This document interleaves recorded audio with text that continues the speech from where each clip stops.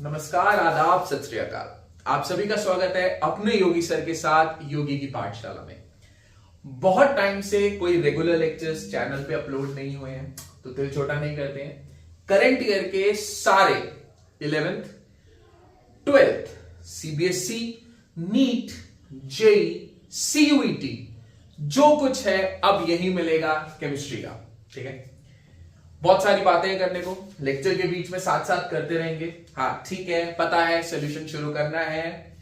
बहुत सारी क्वेरीज आई हैं कि सर कब लेक्चर शुरू होंगे, कब क्या है, क्या सारी चीजें हैं, अभी क्लियर कर देता हूं।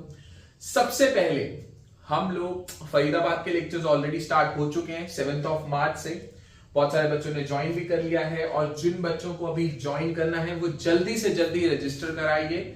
ये बैच भर जाएगा, फिर ऐसा ना हो टाइमिंग्स क्लैश करें या आपको नए बैच में एक्वायर करना पड़े। दूसरी चीज, गुड़गांव वालों गुड न्यूज भी है। ठीक है, हाँ 15 मार्च को लेक्चर शुरू होंगे ऑफलाइन गुड़गांव के भी। जैसा जो लोग पुराने जानते हैं कि योगी सर 2 सेंटर्स पे अवेलेबल होते हैं, गुड़गांव और एक फरीदाबाद। 2 लोकेशंस है हमारे पास, फरीदाबाद और गुड़गांव। फरीदाबाद हम लोग सेक्टर 7 में है। जिनको ऑफलाइन हमारे साथ ज्वाइन करना है, जो ये वीडियो देख रहे हैं, वो ज्वाइन कर सकते हैं। ऑनलाइन यूट्यूब पे भी चलेगा और इस साल से ऑनलाइन बैच का भी प्रोविजन है। तो नंबर आप लोगों को मैं डिस्क्रिप्शन में दे दूंगा, वीडियो के एंड में फ्लैश हो जाएगा। आप लोग नंबर लीजिए, कांटेक्ट कीजिए। गुड़गांव वालों दिल छोटा मत करो, योगी सर अब आप लोगों के लिए नई लोकेशन पे अवेलेबल है। थोड़ा सा हिंट दे देता हूं, ठीक है, क्लोज टू एमिटी।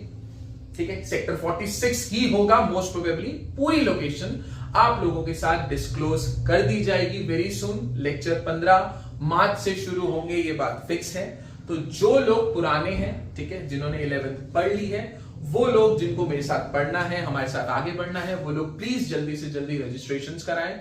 गुड़गांव के लिए मैं इस वीडियो के माध्यम से आप लोगों की सारी रजिस्ट्रेशंस ओपन कर रहा हूं। ऑनलाइन रजिस्ट्रेशन अभी आप करा सकते हो गुड़गांव वालों, ठीक है, जिनको अभी केमिस्ट्री अपने से पढ़नी है। बिना टाइम और वेस्ट करे आप लोगों का आगे बढ़ते हैं, सीरीज शुरू करते हैं इस साल की। अपडेटेड सिलेबस के हिसाब से इस साल अपन को CBSE, NEET, JEE mains 10 units पढ़ने हैं। ठीक है, इनिशियली हम लोग फिजिकल केमिस्ट्री से शुरू करेंगे। ठीक है, गुड़गांव में कुछ स्कूल शुरू हो चुके हैं, कुछ स्कूल्स अभी शुरू नहीं हुए हैं। बहुत सारे स्कूल्स के अभी भी छुट्टियां चल रही हैं या बच्चे अपना ब्रेक एंजॉय कर रहे हैं। ऐसा हो सकता है नई नई अपडेट्स आए इस साल, क्या होगा क्या नहीं होगा वो टाइम टू टाइम आप लोगों को सारी चीजें मैं अपडेट करता रहूंगा, अपने व्हाट्सएप स्टेटस से, अपने ऑफिशियल नंबर से, यूट्यूब से, इंस्टाग्राम से। ठीक है, आगे बढ़ते हैं, यूनिट शुरू करते हैं। इस साल की सबसे पहली यूनिट, जो सबसे बहुत इजी यूनिट है, फिजिकल केमिस्ट्री की सॉल्यूशंस। ठीक है, हम सब ने ये वर्ड सुना होगा कि हाँ यार रोज सुनते सॉल्यूशन है सॉल्यूशन है। अभी तो हमारे दुन दुन दुन पारी सॉल्यूशन, हाँ सेम वही चीज। आइए बिना टाइम वेस्ट करे स्टार्ट करते हैं सॉल्यूशंस। और एक डिस्क्लेमर पहले ही दे देता हूं, हाँ स्पेलिंग में मिस्टेक हो गोची मत करना, कमेंट सेक्शन में पता लगे तुम छाप रहे हो स्पेलिंग गलत है रे। ठीक है, स्पेलिंग सिखाने नहीं केमिस्ट्री सिखाने आया हूं। चलो सॉल्यूशंस होता क्या है, कहते हैं सॉल्यूशन होता है इट्स अ होमोजीनियस मिक्सचर।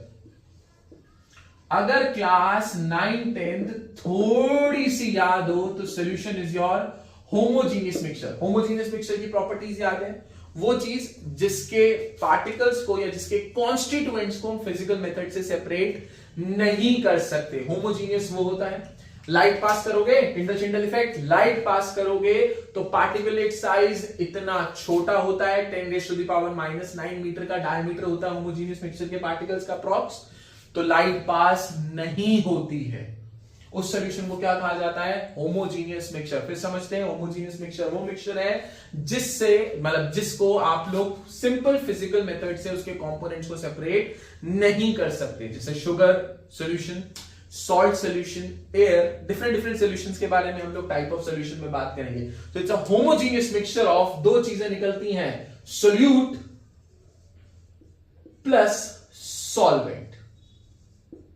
आ गई डेफिनेशन माइंड में एनसीईआरटी की जो स्कूल में छपाई है, सोल्यूट जो कम होता है, सॉल्वेंट जो ज्यादा होता है। 11वीं में बहुत अंधा रट रखा है ना, सोल्यूट जो कम होता है, सॉल्वेंट जो ज्यादा होता है। नहीं तो आजकल और भी चीजें चल रही हैं। सोल्यूट क्या है, जिसको बोलते हैं सॉल्वेंट क्या है? जिसमें घोलते हैं। प्लीज इस डेफिनेशन को यहीं ड्रॉप कर दो, बहुत बेसिक और बहुत घटिया डेफिनेशन है, जिसको घोलते हैं और जिसमें घोलते हैं। रात को 8 बजे के बाद हमारी पंजाबियों की फैमिली में किसमें क्या घुल रहा होता है कुछ पता नहीं होता, तो प्लीज जो अलग जगह है, किस में क्या घोल रहे हैं उससे सॉल्यूट और सॉल्वेंट डिसाइड करने से बेटर है कि आप इनको कॉम्पोजिशन वाइज पढ़ें।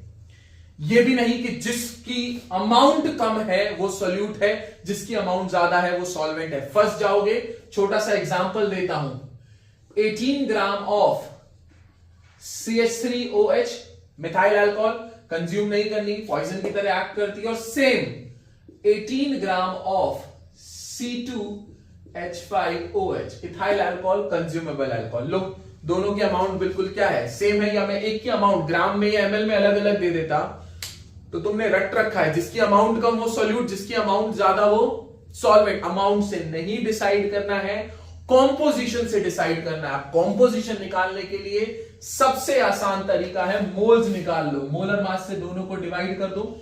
आओ, जिन्हें मोलर मास निकालना नहीं आता, 12 प्लस 3 और 1 4, कितना हो गया? 16। ऑक्सीजन का 16, कितना हो गया बाबूजी? 32। तो 18/32। चले आगे बढ़ते हैं, थोड़ी सी अकल लगाओगे तो CH2 ऐड होता है, होमो आगे की सीरीज है ये, होमोलॉगस है इसका। तो ये कितना हो गया? 32 में 14 ऐड कर दो, कितना हो गया? 46। 46। तो ये 18 बाई कितना आ गया? 46। अब ऑब्वियस सी बात है, इसके मोल्स भाई साहब ज्यादा है और इसके मोल्स क्या हैं? कम है। तो आज के बाद आप लोग सोल्यूट और सॉल्वेंट को प्लीज प्लीज प्लीज मोल्स या कॉम्पोजिशन के बेसिस पे डिस्टिंग्विश करोगे। सोल्यूट वो होता है जिसके मोल्स कम होते हैं मिक्सचर में, होमोजीनियस मिक्सचर में या सॉल्यूशन में। सॉल्वेंट वो होता है जिसके मोल्स ज्यादा होते हैं, या आसान भाषा में आप लोगों की बुक स्ट्रेट लिखती है, जिसकी कॉन्सेंट्रेशन मिक्सचर में या सॉल्यूशन में कम होती है उसे सॉल्यूट बोलते हैं, और जिसकी कॉन्सेंट्रेशन मिक्सचर में ज्यादा होती है उसको सॉल्वेंट बोलते हैं। कॉन्सेंट्रेशन को और आसान करने के लिए छोटी सी ट्रिक, आप मास को मोलर मास से डिवाइड करें, मोल्स आ जाएगा। वॉल्यूम हो, डेंसिटी का रिलेशन लगा के गिवन मास निकाल के मोलर मास से डिवाइड करो तो आपको मोल्स मिल जाएंगे। बहुत ही आसान, सिंपल, सिस्टमैटिक तरीका है। मोल्स को आइडेंटिफाई करो, सॉल्यूट और सॉल्वेंट में डिस्टिंग्विश कर दो। आगे चलते हैं। एक मिक्सचर 2 या 2 से ज्यादा चीजों का हो सकता है, होमोजीनियस होना चाहिए, तभी उसको क्या कहलाया जाएगा? वो सॉल्यूशन कहलाया जाएगा। आगे बढ़ते हैं। सॉल्यूशन में सॉल्यूट एक से ज्यादा हो सकता है, सॉल्वेंट हमेशा एक ही होगा, क्योंकि जो मैक्सिमम कॉम्पोजिशन में होगा उसको सॉल्वेंट बोलेंगे, बाकी सारी चीजें हमारे पास क्या हो जाएंगी? सॉल्यूट हो जाएंगी। अब what is the phase of solution? ठीक है, टाइप्स ऑफ सॉल्यूशन, कंसंट्रेशन को कैसे रिप्रेजेंट करते हैं, वो सारी चीजें अभी देखेंगे, बट उससे पहले what is your phase of solution? Phase of solution का मतलब है वो सॉल्यूशन कैसा दिखेगा। For example air, gas in gas है, या ऑक्सीजन और नाइट्रोजन। अब जो सॉल्यूशन है वो कैसा दिखता है? Phase of solution is always same as phase of solvent. जैसा सॉल्वेंट होगा, सॉल्वेंट अगर लिक्विड होगा तो आपका सॉल्यूशन भी लिक्विड निकल कर आएगा। फेज अगर सॉल्वेंट का गैस है तो वो गैस निकल कर आएगा, और अगर फेज आपके सॉल्वेंट का सॉलिड है तो वो सॉलिड निकल कर आएगा। सबके एग्जांपल्स दूंगा, सारे टाइप अभी बोर्ड पे डिस्टिंग्विश करेंगे। आगे बढ़ते हैं। तो सॉल्यूशन क्या होता है? It's a homogeneous mixture of 2 और मोर केमिकली नॉन रिएक्टिंग सब्सटेंसेस। हाँ भाई, रिएक्ट भी नहीं करने चाहिए, केमिकली नॉन रिएक्टिंग सब्सटेंसेस, और जिनकी कॉम्पोजिशन को मैं सर्टेन लिमिट्स में वेरी कर सकता हूं। डेफिनेशन हो गई, पॉज करके दोबारा चलाना चाहो दोबारा चला लेना, ठीक है। अब आगे बढ़ते हैं सॉल्यूशन के टाइप्स। चलो, टाइप्स ऑफ सॉल्यूशन 3 फेज में पढ़ेंगे, सॉलिड, लिक्विड एंड गैस, ठीक है ना। किसमें पढ़ेंगे? सॉलिड, लिक्विड एंड गैस में। तो चलिए आइए, छोटी सी टेबल, आप लोगों की एनसीईआरटी, आप लोगों की रेफरेंस बुक हर जगह बनी हुई है, उसी टेबल को घिसते हैं। आइए, बहुत आसान सी टेबल है। अगर सीबीएसई पॉइंट ऑफ व्यू से बात करूं तो यहां से कभी कभी एमसीक्यू में या सीयूटी में एमसीक्यू में सिर्फ 1 मार्कर सवाल आने के चांसेस है, वो भी बहुत लिमिटेड है। चलिए आइए, पढ़ना सारा है यार, पता लगे तुम इसको फटाफट स्किप कर दो। आओ भाई, टेबल बनाते हैं। सोल्यूट, यहां क्या लिखते हैं? सॉल्वेंट, और यहां पर इसके फर्दर एग्जाम्पल्स। ठीक है, अरे दीदी तू तो चुप हो जा। चलो, सोल्यूट 2 3 4, अरे गैप ज्यादा हो गया। चलो 1 2 3 4, 9 फिट नहीं होंगे, 5 6 7 8 और 9। ठीक है, 9 टाइप्स के हमारे पास सॉल्यूशंस हैं। There are 9 types of solutions. चलिए टेबल बना लेते हैं। पहले सॉलिड, लिक्विड, गैस, सेम वही चीज, solid, liquid, gas, solid, liquid, gas. ठीक है, सेम यहां पर सारे सॉलिड सॉलिड ले लेता हूं, सॉलिड सॉलिड, और ये भी क्या? सॉलिड। अरे 9 टाइप्स की पॉसिबिलिटीज लिख रहा हूं, सारी घबराने की बात नहीं है। आगे क्या आ जाएगा? ये लिक्विड लिक्विड, और ये भी क्या? लिक्विड। आगे बढ़ते हैं, बचा क्या? गैस गैस, और ये भी क्या बचा? गैस। आओ अब पढ़ते कैसे हैं इसको।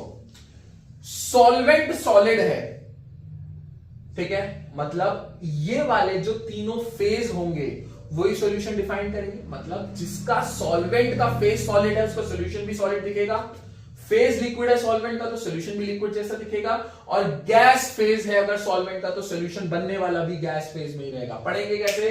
Solid dissolved in solid. अगर आप एनसीईआरटी की टर्म्स में पढ़ो तो सॉलिड डिसॉल्व्ड इन सॉलिड, जिसको घोला गया, जिसमें घोला गया। बेटर क्या है? सॉलिड कम है, जिसकी कॉम्पोजिशन कम है वो भी सॉलिड है, और जिसमें घोला गया है जिसकी कॉम्पोजिशन ज्यादा है वो भी सॉलिड है। सॉलिड इन सॉलिड का होमोजीनियस मिक्सचर का एग्जांपल बहुत फेमस है, प्लीज 10th क्लास में पढ़ा था, एलॉयज। अरे ब्रास हो गया, जर्मन सिल्वर हो गया, 22 कैरेट सोना हो गया तुम्हारा, वो सारा इसी में आता है। आगे बढ़ते हैं। सॉलिड में लिक्विड है, कहने का मतलब है सॉलिड ज्यादा है, दिखने में भी वो सॉल्यूशन कैसा नजर आएगा तुम्हें? सॉलिड, उसमें थोड़ा सा लिक्विड है। आइए, हो सकता है क्लिक नहीं हुआ हो। हाइड्रेटेड सॉल्ट्स, एग्जाम्पल आ गए अब तो एग्जाम्पल, वाटर ऑफ क्रिस्टलाइजेशन वाला। अरे FeSO4 7H2O भी यहां मुझे सकते हो तुम। नेक्स्ट चीज, सॉलिड ज्यादा है, उसमें गैस कम है। सॉलिड ज्यादा है, गैस कम है। जैसे मिनरल्स में आप लोगों की गैस पहले से डिसॉल्व होती है, वो भी इसका एग्जांपल हो गया। बट अगर मुझे एक फाइन एग्जांपल देना हो तो क्लास 11th में भी पढ़ा है, 10th में भी पढ़ा है, हाइड्रोजनेशन में H2N, please PD, hydrogen gas in palladium. देखो याद करो, अब जो सॉल्वेंट का फेज है वही इनका फेज है। अलॉय कैसा दिखता है? सॉलिड। हाइड्रेटेड सॉल्ट्स कैसे दिखते हैं? कॉपर सल्फेट, नीला टट्टा, टट्टा रामियो, चलो नीला टट्टा, ठीक है। हरा टट्टा इस FeSO4, जो पुराने हिंदी में अगर तुम पढ़ोगे तो FeSO4.7H2O से हरा टट्टा कहते हैं, इसको नीला टट्टा कहते हैं। H2NPD, ये सारे के सारे सॉलिड दिखते हैं क्योंकि इनका फेज सॉलिड है। आगे बढ़ते हैं। अब लिक्विड ज्यादा है, या जिसमें घोला गया है वो लिक्विड है, ठीक है। सॉलिड इन लिक्विड पढ़ते हैं, सॉलिड को घोला गया है लिक्विड में, लिक्विड की कॉम्पोजिशन ज्यादा है, सॉलिड की कॉम्पोजिशन कम है। बहुत फेमस एग्जांपल, क्लिक हो गया होगा मैक्सिमम बच्चों को, सॉल्ट सॉल्यूशन। अच्छा, सॉल्ट सॉल्यूशन नहीं है तो शुगर सॉल्यूशन भाई साहब। अरे अपना Tang in water, Rasna in water, solid वाला रसना, 2 रुपए का पाउच जो बोलते हो यही है, ठीक है। लिक्विड इन लिक्विड, चलो, यस, अल्कोहल इन वाटर, ठीक है। अल्कोहल इन वाटर, जो आप लोगों की सारी विस्की, स्कॉच, वो सब कुछ alcohol as a solvent, alcohol as a solute होती है, वाटर उसमें क्या होता है? सॉल्वेंट। गैस इन लिक्विड, चलिए, गैस इन लिक्विड, हाँ ये जो हम जैसे शरीफ लोग पीते हैं, ठीक है। एरिएटेड ड्रिंक्स, कार्बोनेटेड बिवरेज, कौन सी ड्रिंक्स? एरिएटेड ड्रिंक्स और कैसी बिवरेज? Carbonated beverage. देखो स्पेलिंग में फिर गड़बड़ हो गई, ठीक है। अच्छा, एक और एग्जांपल दिखाता हूं इसका, बहुत लाइफ, ऑक्सीजन इन वाटर। अरे यार, सारी की सारी मरीन लाइफ जिंदा ही इसीलिए है क्योंकि वो लोग पानी में जो डिजॉल्व ऑक्सीजन है उसको गिल्स के थ्रू अपने अंदर ले पाती है।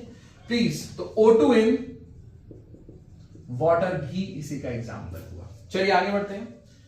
अब जो फेज होगा सोल्यूशन का वो गैस होगा, उसमें सॉलिड, ठीक है। आगे बढ़ते हैं तो अपन देख सकते हैं जैसे I2 के vapours, I2 vapours in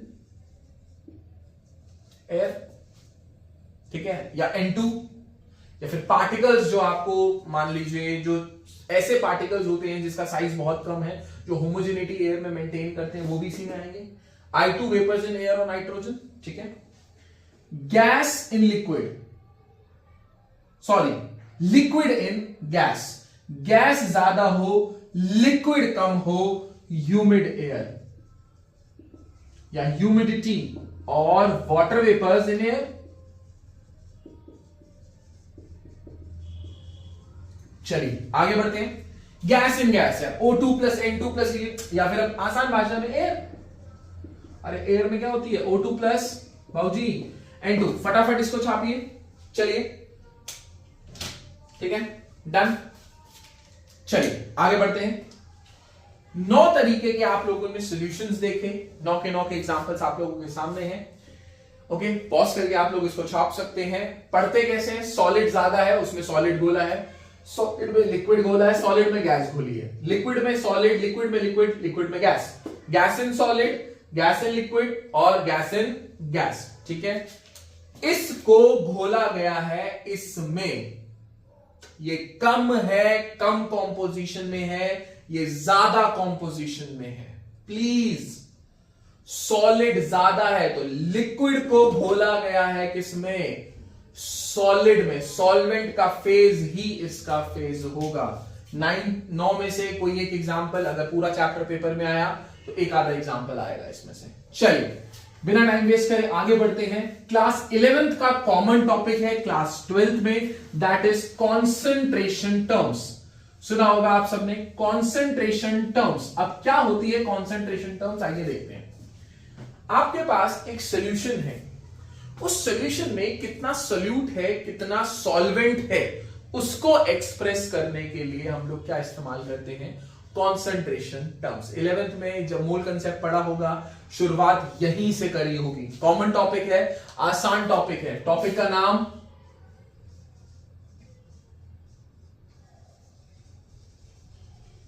concentration terms. The terms used to express the composition of the solution। इसमें सोल्यूट कितना है, सॉल्वेंट कितना है, ठीक है। सबसे पहले सबसे आसान और बहुत कॉमनली यूज्ड जो कंसेंट्रेशन टर्म है वो देखते हैं। इसका नाम है परसेंटेज,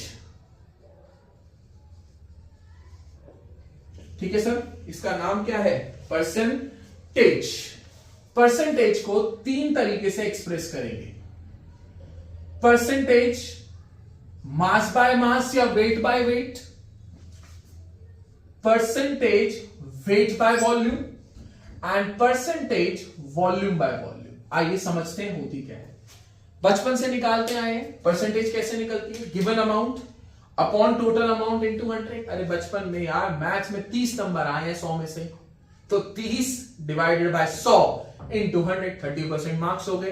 तो सेम चीज अगर आपको सॉल्यूशन की क्या निकालनी है, परसेंटेज, तो फॉर्मूला बिल्कुल सेम लगेगा, that is equal to amount of solute,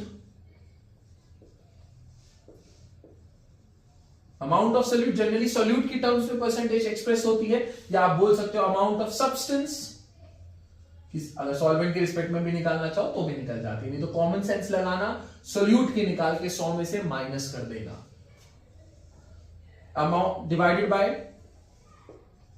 total amount of अरे नीचे बस टोटल डलता है, और टोटल यहां पर क्या होता है, सोल्यूशन इनटू में 100।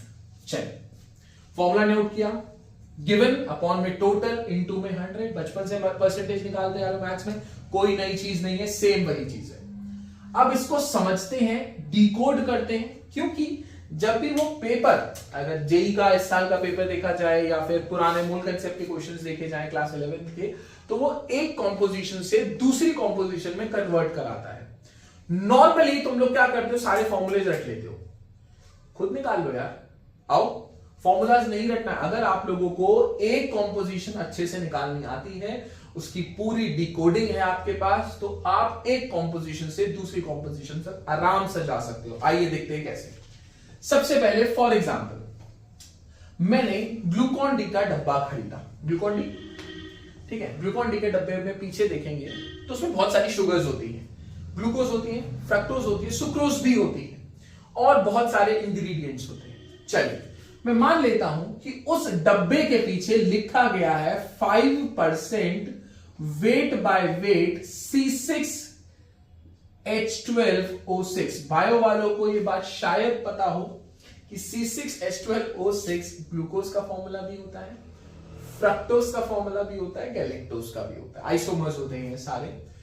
और आगे जाके क्लास 12 में यूनिट भी है बायोमोलिक्यूल्स, उसमें भी समझेंगे। चलिए C6H12O6 में स्पेसिफाई कर देता हूं, ये क्या है, ग्लूकोज। अब इसका मतलब समझेंगे। अगर आप उस पूरे बॉक्स में से 100 ग्राम स्कूप आउट करते हो, 100 ग्राम्स निकालते हो, तो एक्चुअल में उसमें सिर्फ कितना ग्लूकोज निकला, 5%, मींस 5 ग्राम। तो इसको डिकोड करने के लिए आप लोग क्या चीज इस्तेमाल करेंगे, इसका मतलब अपने को पता होना चाहिए। It means 5 gram of glucose, weight by weight है तो इसलिए मैंने ग्राम लगाया, 5 gram of glucose in 100 gram of total बक्सा या टोटल सॉल्यूशन। तो इससे आपको सोल्यूट और पूरे सॉल्यूशन की कॉम्पोजिशन आ गई। सॉल्यूशन की कॉम्पोजिशन में से सोल्यूट की कॉम्पोजिशन अगर हम हटा देते हैं तो सॉल्वेंट बचता है, ठीक है, निकाल लोगे। एक और बहुत फेमस एग्जांपल है, मैक्सिमम लोगों के घर में देखा होगा, नहीं तो आजकल कॉन्ट्रियां पार्टियां बड़ी हो रही हैं, तुम्हारी पार्टी जेनजी जनरेशन की है ना। आओ, नॉर्मली अगर मैं अल्कोहल उठाऊं, बियर उठाऊं, जिन उठाऊं, वोडका उठाऊं, विस्की उठाऊं, स्कॉच उठाऊं, सबकी बॉटल्स के पीछे अगर आप देखोगे तो कॉम्पोजिशन लिखी होती है। फॉर एग्जाम्पल अगर मैं नॉर्मल इंडियन विस्कीज उठाऊं तो इंडियन विस्की में लगभग इतनी कॉम्पोजिशन होती है, 42% लिखा होता है, वॉल्यूम बाय वॉल्यूम। वो इतना ही लिखते हैं, समझदार हैं, हमें पता है उसमें क्या होगी, C2H5OH, इथेनॉल। इसका मतलब पता है क्या है, अगर आप अपने अब्बू की अगर आप अपने बॉटल में से या जहां से भी आपको बॉटल प्राप्त हुई है, ठीक है, तुम्हारे तो दो ही ठिकाने, ठेके और थाने। आओ, जहां से बॉटल प्राप्त हुई है उस बॉटल में से 100 ml निकालते हो, मेजरिंग सिलेंडर लेकर 100 ml उसमें पोर करते हो। हाँ, तुम्हारा मेजरिंग सिलेंडर, प्लास्टिक का ग्लास, 5 रुपए का जंबो, चलो उसमें अगर 100 ml निकालते हो तो निकलेगा क्या, it will be 42 ml of, इसका मतलब क्या है प्लीज समझना, 42 ml of ethanol in 100 ml of पूरा सॉल्यूशन। मतलब ऑलरेडी जो इंडिया में आपको अल्कोहल बॉटल्स आती हैं उसमें अल्कोहल की कॉम्पोजिशन 42 ml होती है पर 100 ml। 42.8 से लेकर 48 ml तक लीगल आप लोग बेच सकते हो। इससे ऊपर जो होंगी वो इंडिया में नॉर्मल ठेकों पे नहीं मिलेगी। चलिए अब इसी से जुड़ी एक स्टोरी सुनते हैं, रोजमर्रा लाइफ की, डेली लाइफ की स्टोरी है, ठीक है। चलिए आगे बढ़ते हैं। देखो फॉर एग्जाम्पल आजकल ड्रिंक एंड ड्राइविंग होती है, नहीं तो alcohol is a common consumable beverage, शादी वगैरह में देखा होगा। अब क्या हुआ, लोगों के घरों में ये बहुत डिस्कशन चलती है कि बियर में नशा नहीं होता, ठीक है। तो भाग्यवान पी तो हम 2 ही बियर रहे हैं ना, तूने विस्की के लिए मना करा, अब हम क्या पी रहे हैं, 2 बियर पी रहे हैं। देखो ऐसा होता है, नॉर्मली जो लेडीज होती हैं वो कम करती हैं और अच्छा है, ज्यादा दारू नहीं पीनी चाहिए, उतनी ही पियो जितनी सेहत अलाउ करे। फॉर एग्जाम्पल, अब आपने क्या करा, अपनी पार्टनर को कन्विंस कर लिया या आपस में देखा कि यार बियर में तो नशा होता ही नहीं है, चलो बियर पीते हैं, ठीक है। अब जो पढ़ा लिखा होगा वो तो ये कैलकुलेशन बिठा लेगा। जैसे अगर मैं बात करूं बियर की, तो बियर में लगभग नॉर्मल बियर, हाँ तुम बीरा बूम, बैड मंकी, ये सब चीजें नहीं प्लीज, 16% वाली बियर में मैं बात नहीं कर रहा। नॉर्मल जो स्टैंडर्ड बियर आती है, स्ट्रॉन्ग बियर आती है, उसमें 9% मान लेते हैं, चलिए 8 to 9% होता है। 9% ऑफ क्या लिखा होता है, C2H5OH। क्या लिखा होता है, 9% ऑफ C2H5OH, ठीक है। अब इसका मतलब क्या है, व्हाट डज दैट मीन? इसका मतलब है कि 9 ml ऑफ, उसमें क्या है, C2H5OH in 100 ml।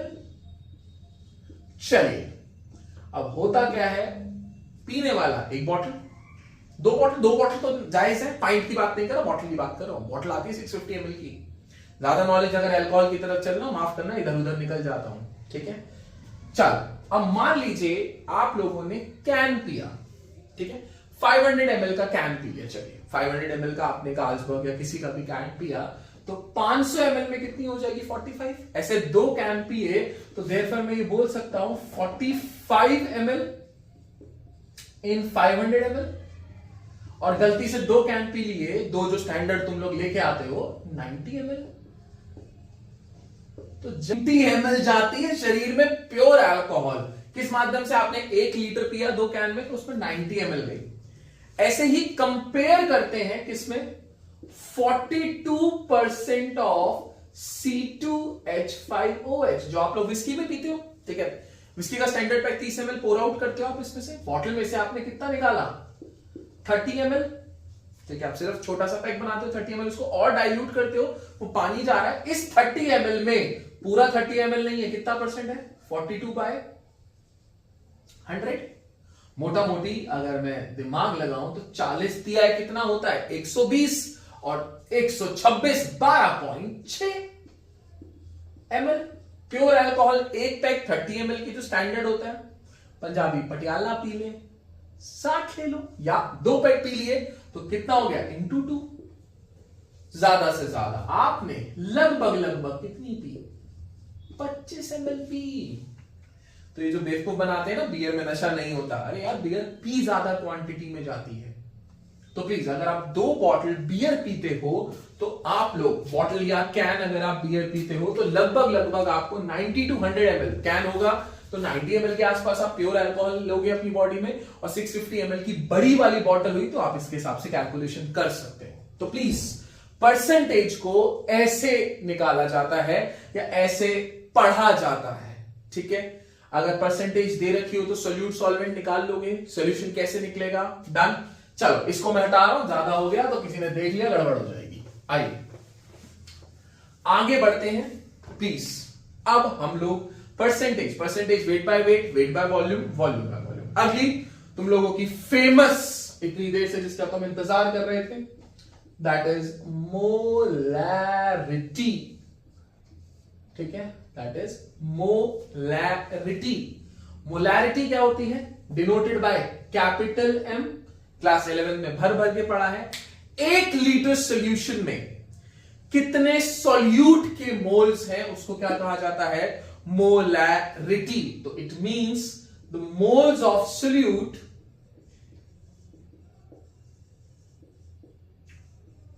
पर लीटर, प्लीज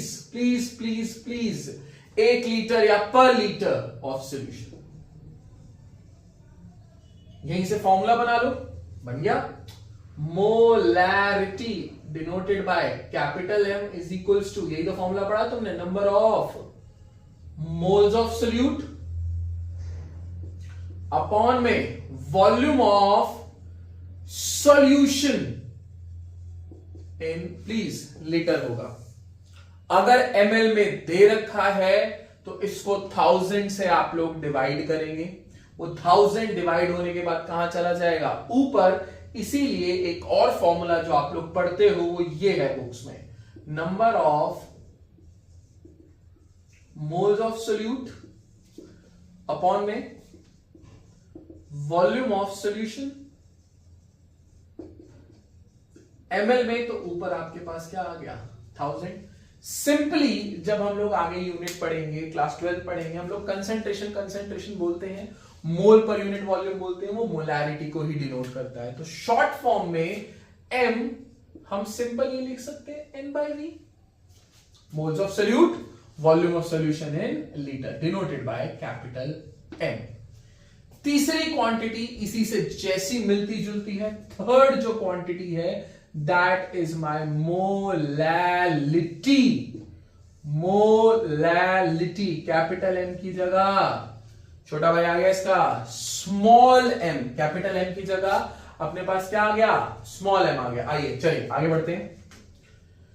सेम ही है, मोल्स ऑफ सोल्यूट ही देखेंगे पर अब सोल्यूशन में नहीं देखेंगे, 1 kg सॉल्वेंट में देखेंगे। मतलब 1 kg सॉल्वेंट में हमारे पास जितने मोल्स हैं सोल्यूट के, वो होती है मेरी मोलैलिटी। तो यहां लिख सकते हैं अपन लोग मोल्स ऑफ सोल्यूट पर केजी ऑफ, क्या पुत्ता जी, सॉल्वेंट। मोल्स ऑफ सोल्यूट पर केजी ऑफ सॉल्वेंट। फॉर्मूला बनाएंगे m is my molality, number of moles of solute divided by mass of solvent. फिर से किसमें केजी में, चाहिए ग्राम में होगा, डिवाइड बाय 1000, 1000 ऊपर चला जाएगा तो यही फॉर्मूला दोबारा बनेगा, number of moles of solute divided by mass of solvent. अगर ग्राम्स में है तो इनटू में क्या चढ़ जाएगा आपका 1000। प्लीज आप पहले चेक करेंगे, जिसको याद करना है वो याद वाला चतुरामलिंगम वाला फॉर्मूलाज लगाने हैं तो प्लीज वो इसको लर्न करें। केजी को ग्राम में कन्वर्ट कर सकते हो या लीटर को आप ml में कन्वर्ट कर सकते हो या वाइस वर्सा। ठीक है, कोई एक फॉर्मूला याद कर लेना, स्टैंडर्ड याद करोगे ज्यादा बेटर है। सोल्यूट पर लीटर मोलैरिटी, सोल्यूट पर KG of solvent is molality. ऐसे ही एक मिलती जुलती और हम लोगों ने टर्म देख रखी है, प्लीज नॉर्मैलिटी। सीबीएसई में नॉर्मैलिटी नहीं पूछी जाती, नहीं आती, फिर भी करा रहे हैं क्योंकि 11th में हम लोगों ने नॉर्मैलिटी अच्छे से डिस्कस भी करी है। दूसरी चीज, नॉर्मैलिटी में एक वर्ड होता है एंड फैक्टर, वो थोड़ी सी चीजें आप लोगों को गो थ्रू कराते हैं। चलिए आइए अगली जो टर्म है, ठीक है, तीसरी जो टर्म है दैट इज माय नॉर्मैलिटी। ठीक है, कौन सी टर्म है अपनी तीसरी? नॉर्मैलिटी। सुना है? हाँ भाई, नॉर्मैलिटी। चलो आइए, नॉर्मैलिटी पहली परसेंटेज, मोलैरिटी, मोलैलिटी चौथी अपने पास क्या आ गई? नॉर्मैलिटी। फिर सिखाऊंगा क्या है क्या नहीं है, कैसे कन्वर्ट करते हैं। M denoted by capital M। देखो मोलैरिटी क्या थी? मोल्स ऑफ सोल्यूट पर लीटर ऑफ सॉल्यूशन। सेम चीज रहेगी, पर लीटर ऑफ सॉल्यूशन यहां भी रहेगा, फर्क क्या आएगा? ग्राम इक्विवेलेंस का। तो it is number of gram equivalence. अब खटक हमें तो आता ही नहीं जी निकालने ग्राम इक्विवेलेंस, क्यों भाई? नहीं आते ना मैक्सिमम लोगों को। नंबर ऑफ ग्राम इक्विवेलेंस इन पर लीटर ऑफ सॉल्यूशन। चलिए आइए पहले फॉर्मूला बनाते हैं, फिर इसका रिलेशन भी डिराइव करवाना चाहो तो डिराइव करा देंगे। आइए, normality M is equals to number of, क्या लिखा है यहां पर? ओ मोल्स, नहीं नहीं नहीं, मोल्स नहीं, इस बार क्या है? Number of gram equivalence of solute. चलिए, कंसंट्रेशन सोल्यूट के रिस्पेक्ट में लिखी जाती है। चलो, number of gram equivalence of solute upon volume of solution, किसमें? लीटर में। फिर वही कहानी, लीटर नहीं होगा, ml होगा तो 1000 ऊपर चला जाएगा प्लीज। अब सवाल ये है व्हाट इज ग्राम इक्विवेलेंस, ठीक है। अच्छा मोल्स कैसे निकालते थे आप, मोल्स कैसे निकालते थे अपन, मोल्स निकालते थे गिवन मास अपॉन मोलर मास। इक्विवेलेंस निकालने का तरीका दिखा देता हूं, नंबर ऑफ ग्राम इक्विवेलेंट्स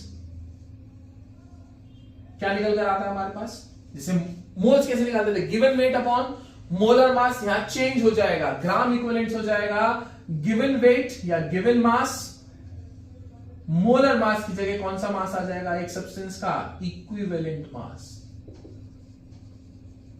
अब नहीं सिरदर्दी, ये इक्विवेलेंट मास क्या है, तो चलिए आइए जिनको ये बात नहीं पता, equivalent mass is equal to, यही सिखाने के लिए तो था का हम, मोलर मास ऑफ सब्सटेंस। अरे मोलर मास तो निकालना आता जमा मोड करके, चलिए molar mass of substance divided by n factor. अब सवाल यह है कि ये एन फैक्टर क्या है, जितने लोगों को पता है बहुत अच्छी बात है, डिटेल इसकी इलेक्ट्रो में करेंगे, अभी थोड़ा सा इंट्रोड्यूस जरूर कराऊंगा। एन फैक्टर होता है नंबर ऑफ, कायदे से इलेक्ट्रॉन चेंज या ट्रांजिस्ट इन टर्म्स ऑफ इलेक्ट्रॉन्स अगर देखा जाए। अच्छा आप लोगों ने 11th 12th में हो सकता है नॉर्मली ये पढ़ा हो कि एक एसिड कितने एच आयंस देता है या एक बेस कितने OH आयंस देता है, इसी को इंग्लिश में एसिडिटी ऑफ अ बेस और बेसिसिटी ऑफ एन एसिड। मुझे पता है तुम्हें लग रहा होगा शायद उल्टा बोल रहा है या नहीं, बेस की एसिडिटी होती है, एसिड्स की बेसिसिटी होती है। अगर आसान भाषा में देखा जाए तो एक एसिड को कितने OH लगेंगे न्यूट्रलाइज करने में, तो एसिड की क्या होगी बेसिसिटी, ऐसे ही वाइस वर्सा। तो प्लीज एसिडिटी ऑफ बेस, इसको आसान भाषा में कितने वो क्या दे रहा है, OH नेगेटिव आयंस दे रहा है डिसोसिएशन में। जैसे MgOH होल ट्वाइस पूरा डिसोसिएट होता है तो 2 OH आयंस देता है, तो उसकी बेस की जो एन फैक्टर होगा वो 2 होगा। या फिर प्लीज अगली चीज बेसिसिटी ऑफ एसिड, मतलब वो कितने H आयंस दे रहा है। जैसे H2SO4 2 देता है, HCl 1 देता है, HNO3 1 देता है, H3PO4 जबकि स्ट्रॉन्ग एसिड नहीं है, बट अगर वो पूरा डिसोसिएट होगा तो वो कितने H आयंस देगा, वो डलते हैं तो उसका एन फैक्टर कितना हो जाएगा 3, ठीक है। बहुत लोग नॉर्मेलिटी के साथ कंफर्टेबल नहीं होते, इक्विवेलेंट वेट निकालने में प्रॉब्लम आती, कुछ नहीं है, बहुत आसान है। दूसरा आसान पार्ट है, इसको मोलैरिटी से लिंक कर लेते हैं। चलो इक्विवेलेंट वेट को यहां सब्स्टिट्यूट करो, तो क्या आ गया यहां पर, इक्विवेलेंट वेट को यहां सब्स्टिट्यूट करो तो molar mass upon n factor, तो ये आ गया गिवन मास यही की यही, तो ये क्या आ गया बेटा, गिवन मास अपॉन में इक्विवेलेंट वेट को सब्स्टिट्यूट करो, ये क्या आ गया मोलर मास, और एन फैक्टर नीचे था तो ऊपर चला गया एन फैक्टर। मुबारक हो, given mass upon molar mass पता है क्या होते हैं, मोल्स। तो यहां से आप लोग ये बात देख सकते हो, जो ग्राम इक्विवेलेंट्स होते हैं वो मोल्स इनटू में क्या होते हैं, एन फैक्टर। तो आज के बाद एक रिलेशन और आगे इलेक्ट्रो में भी बहुत काम आएगा, नंबर ऑफ क्या, gram equivalents is equal to moles into में क्या होता है, एन फैक्टर। चलो अब इधर देखो, यहां सब्स्टिट्यूट करो इसको, जो ये चीज आपने निकाली है मोल्स इनटू में एन फैक्टर, ग्राम इक्विवेलेंट्स होते हैं, इसको यहां सब्स्टिट्यूट करो तो नॉर्मेलिटी क्या आ जाएगी, normality will be moles into में एन फैक्टर अपॉन में volume of solution in litre. मुबारक हो, मोल्स पर यूनिट वॉल्यूम अभी पढ़कर आए हो, क्या बन गई आप लोगों की मोलैरिटी। तो जो एन आया, नॉर्मेलिटी आई, वो पता है क्या आ गई, मोलैरिटी इनटू में एन फैक्टर। इसको रिलेशन को 11 में भी याद करने का तरीका सिखाया था, 2 n कभी भी सेम साइड नहीं होंगे, मतलब जब आप और बहुत सारी पढ़ाई कर लोगे, 12वीं का एंड हो रहा होगा या जेई दे लोगे, तो कंफ्यूजन होती है माइंड में, ह्यूमन नेचर है। तो दो एन कभी भी साथ नहीं रखना। अगर नॉर्मेलिटी इस साइड है तो एन फैक्टर इस साइड होगा। Normality is equals to molarity into में एन फैक्टर। नॉर्मेलिटी और मोलैरिटी को इक्वेट कर लेना, इक्वल रख के एन फैक्टर उस साइड लगाना जिस साइड नॉर्मेलिटी नहीं है। फॉर्मूला याद हो गया यार, ठीक है। Normality is equals to molarity into में एन फैक्टर। चौथी कंसंट्रेशन टर्म समझ आई प्लीज। आइए पांचवी चलते हैं, बहुत फेमस है, बहुत यूज होगी इस यूनिट में, मोल फ्रैक्शन। अच्छा, मोल फ्रैक्शन चलने से पहले अगर मैं थोड़ी सी आपके साथ 11th का एक पॉइंट डिस्कस करूं, आपके पास एक सॉल्यूशन की नॉर्मेलिटी है, मोलैरिटी है, एक ही बात है, चलो एन फैक्टर अगर पता हो तो, एंड आपके पास मोलैलिटी है। इन तीनों में से एक लिक्विड, मतलब जिसमें सॉल्वेंट अपने पास लिक्विड है, उसमें से आप सिग्निफिकेंट टर्म किसको मानोगे? मोलैलिटी को। रीजन, मोलैलिटी में मास इस्तेमाल होता है, मास टेम्परेचर के साथ चेंज नहीं होता। आसान भाषा में अगर मैं बात करूं, आप लोगों ने एक सॉल्यूशन की मोलैलिटी यहां पर एक्सप्रेस करी at this particular temperature. Kashmir जाओगे मोलैलिटी चेंज हो जाएगी, रीजन वॉल्यूम चेंज होती है टेम्परेचर के साथ।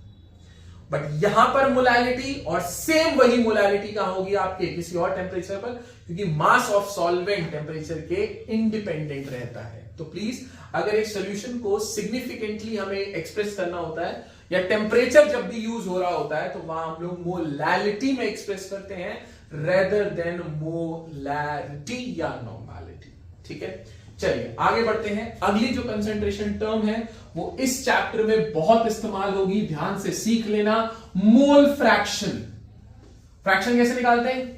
अरे यार, एक सेब के 5 हिस्से करो, 2 मैंने खा लिए, तो कितना फ्रैक्शन खा लिया? 2/5 गिवन अपॉन टोटल, बस given parts upon total parts, वही तो फ्रैक्शन हो गया। चलिए आइए आगे बढ़ते हैं, इसी को सीखते हैं। मोल फ्रैक्शन डिनोट किससे करते हैं? काई से। एक्स से डिनोट नहीं करते, एक्स से बेवफा को डिनोट करते हैं। चल आइए, अगली जो कंसंट्रेशन टर्म है वो मेरी क्या है? ठीक है, पांचवी कंसंट्रेशन टर्म अगर हम देखें तो मेरी क्या हो गई? मोल फ्रैक्शन डिनोटेड बाय काई। ठीक है, काई बोलते हैं, कुछ लोग एक्स भी बोलते हैं, ठीक है, वो चर्चा नहीं है, बट इसको प्रॉपरली अपन लोग काई बोलेंगे।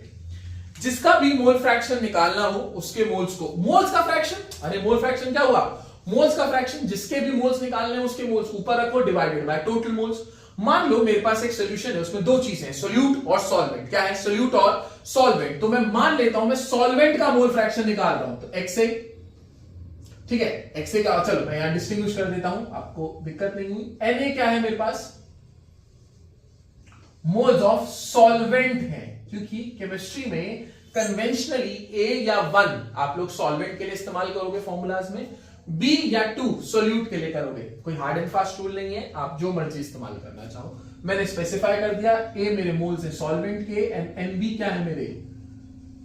Moles of solute.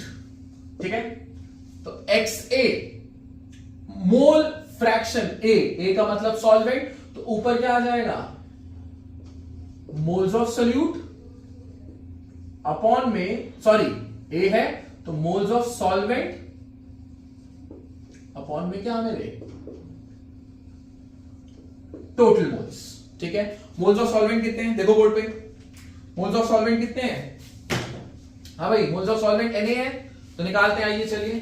तो XA या काई हो जाएगा मेरा, हा सुंदर pen, Na upon Na plus NB। मतलब मैं ये मान के चल रहा हूं मेरे सॉल्यूशन में, मेरा बाइनरी सॉल्यूशन है, एक सोल्यूट है और एक क्या है? सॉल्वेंट है, तो टोटल मोल्स यही होंगे। Chi is equals to Na plus N total या Na प्लस NB। कोई दिक्कत, कोई परेशानी? ये काई हो गया। ऐसे ही अगर मुझे क्या निकालना हो? काई B निकालना हो। क्या निकालना हो गाइस? काई B निकालना हो, तो काई B में सोल्यूट के मोल्स ऊपर डाल दूंगा और टोटल मोल्स कहां डाल दूंगा? नीचे डाल दूंगा। आइए काई B निकालते हैं, चले। काई B निकला, काई B comes out to be moles of solute upon में total moles in solution। इनकी जगह सही मायनों में ऑफ। ठीक है, तो क्या निकल कर आ गया यहां? NB अपॉन Na प्लस,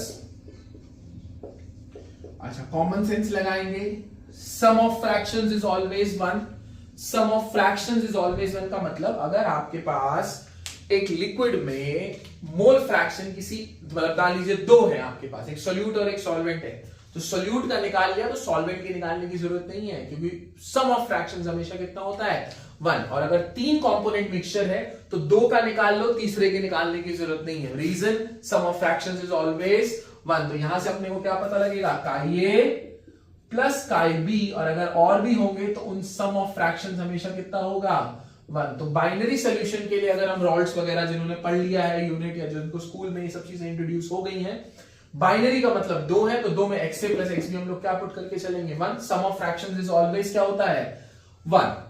एक और ऐसी टर्म है जो मिलती जुलती है, सिक्स, डिनोट वो भी काई से होती है, मोल का फ्रैक्शन ना होकर वो किसका फ्रैक्शन है, मास फ्रैक्शन, ठीक है। It is also denoted by काई। फर्क कुछ नहीं है, वो मोल्स का फ्रैक्शन है, ये किसका फ्रैक्शन है, मास का फ्रैक्शन है। फॉर एग्जांपल अगर मैंने एक्स ए डाला तो मुझे W A weight of solvent upon weight of solute plus weight of solvent, total weight डालना पड़ेगा, बस। अरे जैसे वो मोल्स का फ्रैक्शन है, ये मास का फ्रैक्शन है। चलिए ऐसे काई बी निकाल लूंगा मैं, यहां पर इंट्रोड्यूस करा रहा हूं, कल को ऐसे ना हो तो वंचित रह जाओ। Chi B is equal to W B upon W A plus W B, केवल मास का फ्रैक्शन होगा। वो मोल्स का फ्रैक्शन था, इस्तेमाल वो ज्यादा होगा सीबीएसई में। मोल्स का फ्रैक्शन था, ये क्या है, मास का फ्रैक्शन है। सोल्यूशन यूनिट इतनी बढ़िया यूनिट है कि इसमें सीबीएसई, नीट और जे कोई एक्स्ट्रा टॉपिक नहीं पढ़ना है, ठीक है। जैसे इलेक्ट्रो में थोड़ा बहुत एक्स्ट्रा पढ़ना है, केमिकल काइनेटिक्स है उसमें थोड़ा बहुत एक्स्ट्रा पढ़ना है, सोल्यूशन में सारा कुछ सीबीएसई, नीट, जेई मेंस सब कुछ कॉमन है, ठीक है। तो प्लीज जो चीज पढ़ा रहा हूं पढ़ लेना, ठीक है। नॉर्मेलिटी वाली चीजें नहीं आती सीबीएसई में, बट कोई बहुत मुश्किल नहीं है अगर मोलैरिटी के साथ अगर आप उसको लेके चले। डन, छाप लिया, बहुत बढ़िया। अब मैं लाल कलम उठा रहा हूं और प्लीज अगली जो यूनिट इंट्रोड्यूस करने जा रहा हूं, दैट इज इंपॉर्टेंट। फॉर्मेलिटी अगर कराई जाएगी तो कर लेना, फॉर्मेलिटी बहुत ज्यादा, एक और यूनिट होती है, बच्चे बोलते हैं भैया फॉर्मेलिटी नहीं कराई, फॉर्मेलिटी बहुत पुरानी चली गई यार, बहुत पहले पूछते थे, अब सब हट साफ हो चुका है। सीबीएसई में तो देख वैसे ही नहीं पूछेगा। चलिए सातवीं टर्म इंपॉर्टेंट है, पीपीएम, पार्टिकुलेट पर मिलियन। अगर आप इसको कन्वर्ट करते हो तो आजकल सस्ती भाषा में इसको क्या बोला जाता है, पार्ट्स पर मिलियन। और आसान तरीके से समझाऊं, मम्मियां क्या बोलती हैं, हमारा छोरा तो लाखों में एक है, हमारा छोरा करोड़ों में एक है, ठीक है, ओके, तभी तो वो करोड़ मांगते हैं। छोड़ो, आगे बढ़ते हैं। मेरे टाइम पे 2 करोड़ फॉर्च्यूनर पीस, चलिए आगे। पार्ट्स पर मिलियन, इसका मतलब है अगर आप लोग 1 मिलियन पार्टिकल्स उठाते हैं सॉल्यूशन के, और उसमें से जितने पार्टिकल्स सॉल्यूट के निकलते हैं वो पीपीएम होगा। फॉर एग्जांपल मेरे पास एक सॉल्यूशन आया, उसके ऊपर लिखा था 15% पीपीएम, 15% बोल दिया, नॉर्मली 15 पीपीएम। उसका मतलब है उस सॉल्यूशन के 1 मिलियन पार्टिकल्स, मतलब 10 लाख पार्टिकल्स में से सिर्फ 15 जो पार्टिकल्स हैं वो सॉल्यूट के होंगे। पीपीएम कहां इस्तेमाल होता है, पीपीएम पे चर्चा करें तो पीपीएम तब इस्तेमाल होगा जब आपका सॉल्यूशन एक्सट्रीम डाइल्यूट होगा, या सॉल्यूट बहुत बहुत बहुत बहुत बहुत कम होगा। सॉल्यूट क्या होगा, बहुत बहुत बहुत कम होगा। प्लीज, सॉल्यूट अगर बहुत बहुत बहुत कम है और उसको सिग्निफिकेंट दिखाना है तब आप लोग पीपीएम इस्तेमाल करेंगे। पीपीएम का फॉर्मूला आइए, ppm is equals to amount of substance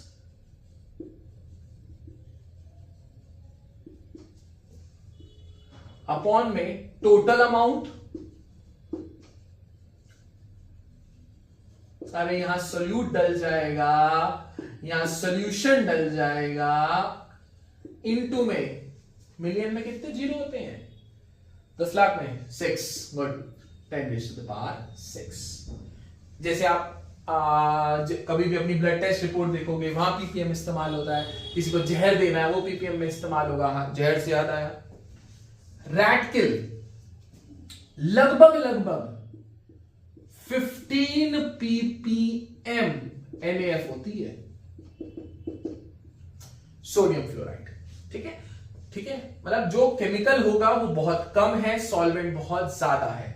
तो इसको सिग्निफिकेंट दिखाने के लिए हम लोग क्या इस्तेमाल करते हैं, पीपीएम। सिग्निफिकेंट ऑटोमेटिकली हो गया, अरे यार अगर सोल्यूट बहुत कम है तो 0.00000 मोलर ऐसा कुछ दिखाने से ज्यादा बेटर है कि आप उसको पीपीएम में दिखाओ, वो एक सिग्निफिकेंट वैल्यू नजर आती है। इसको और आसान बनाने के लिए, पीपीएम को और आसान बनाने के लिए मैं आपको सीधा यूनिट कन्वर्जन दे रहा हूं। 1 ppm is equal to 1 milligram, that is 10 raised to the power minus 3 grams in 1 liter of solution। काम आएगा, लिख लेना। अमाउंट ऑफ सोल्यूट तो मिल गया ना आपको, 10 raised to the power minus 3 grams solute मिल गया, तो मोल्स मिल जाएंगे, तो आप किसी में भी इंटर कन्वर्ट कर सकते हो। अच्छा रिलेशन है, 1 ppm is equals to 1 milligram in 1 liter of solution। Blood test की रिपोर्ट आज की डेट में ऐसे ही दिखाई जाती है, मिलीग्राम पर लीटर, या फिर और अगर कोई कम कॉम्पोजिशन है तो माइक्रोग्राम्स में इस्तेमाल होती है। ठीक है, इसी से ही मिलता जुलता पीपीएम की जगह पीपीबी होता है, पार्ट्स पर बिलियन, 1 बिलियन। ठीक है, 1 मिलियन और 1 बिलियन, 2 जीरो का फर्क होता है, 10 raised to the power 8 हो जाएंगे वो। ठीक है, डन, कोई दिक्कत कोई परेशानी? ओके, 10 लाख 1 मिलियन होता है। ठीक है, ऐसे ही 100 लाख या 1 करोड़, ठीक है, कितना आ जाएगा आपके पास, बोलो, मिलियन की कन्वर्जन निकाल लोगे? चल आगे बढ़ते हैं।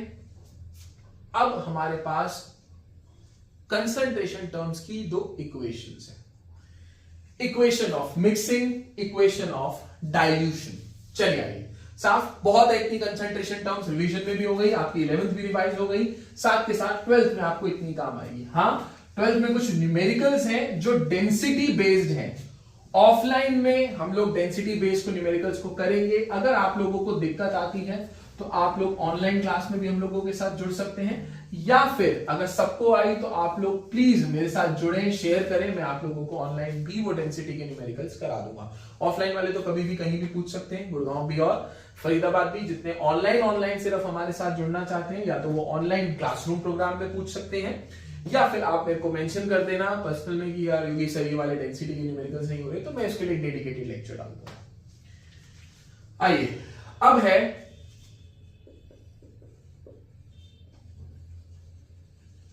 Equations of mixing and dilution. पहले डाइल्यूशन समझते हैं। डाइल्यूशन का मतलब होता है सॉल्वेंट बढ़ाना, और अगर एक्वस सॉल्यूशन हो तो पानी बढ़ाना। कहां इस्तेमाल होती है, पहले इक्वेशन लिख देता हूं, बहुत फेमस इक्वेशंस है। m1v1 इक्वल टू क्या, m2v2, तुमने टाइट्रेशन के समय भी इस्तेमाल करा होगा, और अगर ऐसे नहीं तो ये वाली तो इस्तेमाल करी होगी, n1v1 इक्वल टू n2v2। ठीक है, करिए। अच्छा, मोलैरिटी इंटू वॉल्यूम, अगर फॉर्मूला लगाओ तो मोलैरिटी इंटू वॉल्यूम क्या निकलते हैं, मोल्स। तो आप जब डाइल्यूट कर रहे हो तो सॉल्वेंट ही तो बढ़ा रहे हो, सॉल्यूट के मोल्स पर कुछ फर्क नहीं पड़ रहा। वहां से आइडियोलॉजी लगी कि दोनों के मोल्स को इक्वेट कर दो, m1v1 equal to m2v2। Dilution करने से नई मोलैरिटी या नई नॉर्मेलिटी निकाली जा सकती है।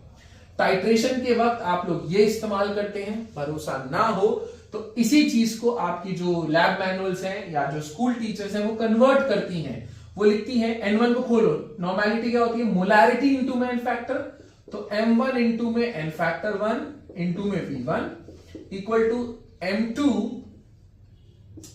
इंटू में n फैक्टर 2 इंटू में v2। और आप लोगों को रटवा दिया जाता है, जब आप लोगों को क्रिस क्रॉस मेथड सिखाया गया होगा टाइट्रेशन में, तो एक की स्टाइशियोमेट्री दूसरे के नीचे लेके जाओ, दूसरे की स्टाइशियोमेट्री दूसरे के, वो यही फॉर्मूला होता है। यहां से फॉर्मूला तुम्हारी टीचर निकालती है, m1v1 upon n factor 2 is equals to m2v2 upon n factor 1। जब आप लोग टाइट्रेशन करते हो तो आप इस इक्वेशन का इस्तेमाल करते हो, आप इक्विवेलेंट्स को इक्वेट करते हो, कितने पार्ट्स दूसरे को टाइट्रेट करने के लिए या न्यूट्रलाइज करने के लिए काम है। ये हम लोग, अगर मैं कॉमन सी बात करूं, कहां इस्तेमाल करते हैं, तुम्हारा लैब में रामलाल है, टीचर रामलाल को बोलती है, रामलाल एक काम करो, मुझे 1 मोलर 500 ml HCl बनाओ। चलो जी, रामलाल बनाएगा। अच्छा, अब आप लोगों के सामने जो डेस्क होती है उस पे जो कंसेंट्रेशन होती है डाइल्यूट वो बहुत कम होती हैं। जो कमर्शियल सॉल्यूशंस आते हैं वो 18 मोलर तक आते हैं। तो आपके रामलाल मेन कमर्शियल से उसमें जाएगा, वो मान लो फिर 5 मोलर HCl का, मतलब जो मेन आप उसका स्टॉक में पड़ा है वो 5 मोलर HCl है। उसको 5 मोलर HCl से क्या बनाना है, 1 मोलर 500 ml, ताकि वेस्टेज भी ना हो। तो वो क्या करेगा, इस इक्वेशन का इस्तेमाल करेगा, मतलब एक कंसंट्रेटेड केमिकल से आप लोगों को दूसरा सेम डाइल्यूटेड केमिकल बनाना हो तो आप M1V1 वाला इज इक्वल टू M2V2 इस्तेमाल करेंगे। टाइट्रेशन के टाइम पे आप ज्यादातर इसको इस्तेमाल करेंगे। तो ये क्वेश्चन अपने माइंडसेट में रख लो। सिलेबस चेंज होने की वजह से क्वालिटेटिव क्वांटिटेटिव एनालिसिस के भी क्वेश्चंस आ रहे हैं, टाइट्रेशंस के भी क्वेश्चंस आ रहे हैं, तो प्लीज सॉल्व करने में बहुत आसानी आएगी। 11th में जेईई मेंस और एडवांस का जो पार्ट है रिडॉक्स टाइट्रेशन, उसमें भी ये इस्तेमाल हुआ है, याद करो। चलो अब क्या है, 5 मोलर HCl से ये बनाना है। एग्जांपल दे रहा हूं इस इक्वेशन की एप्लीकेशन का।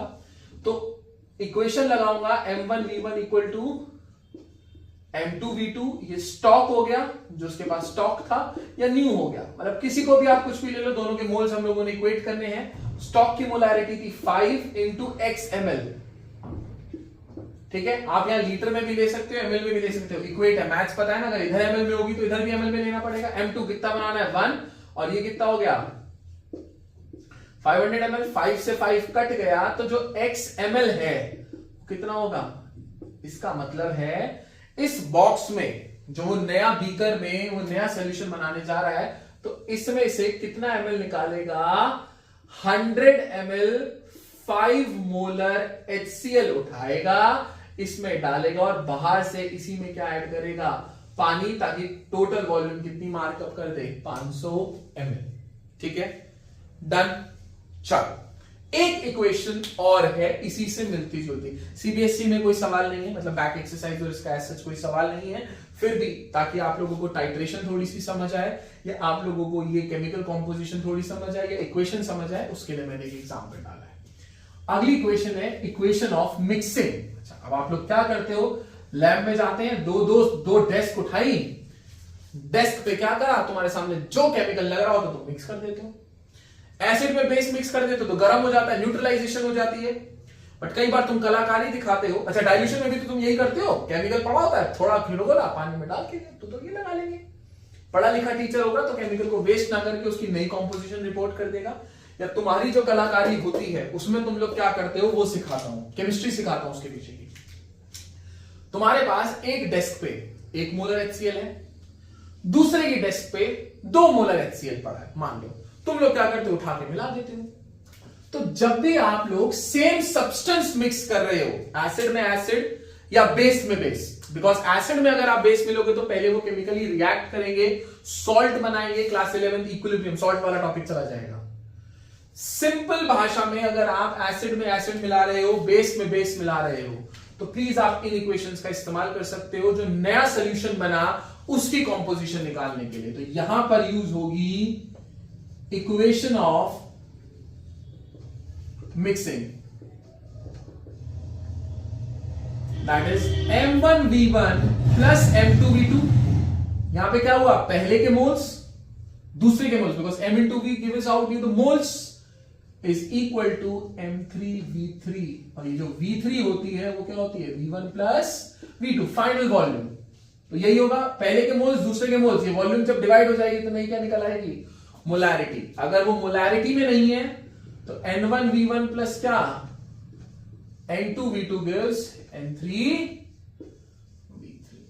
तो प्लीज कौन सी इक्वेशन कहां लगानी है सोच समझ के लगाना। अगर एक ही सेम सब्सटेंस को सॉल्वेंट ऐड करके डाइल्यूट कर रहे हो तो M1V1 इक्वल टू M2V2 या N1V1 equal to N2V2, but दो सब्सटेंस मिक्स कर रहे हो, मतलब एसिड में एसिड या बेस में base, M1V1 plus M2V2 gives M3V3। ये फाइनल सॉल्यूशन हो गया, और ये दो जो आपने लैब में जो कलाकारी करके मिक्स करते।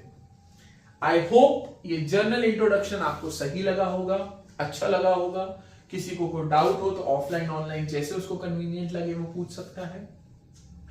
पहला लेक्चर यही एंड अप करते हैं, जिसमें हम लोगों ने सिंपल सोल्यूशन क्या होता है, solute, solvent, types of solution और कंसंट्रेशन टर्म्स 11th वाली और कुछ इक्वेशंस को हम लोगों ने पढ़ा।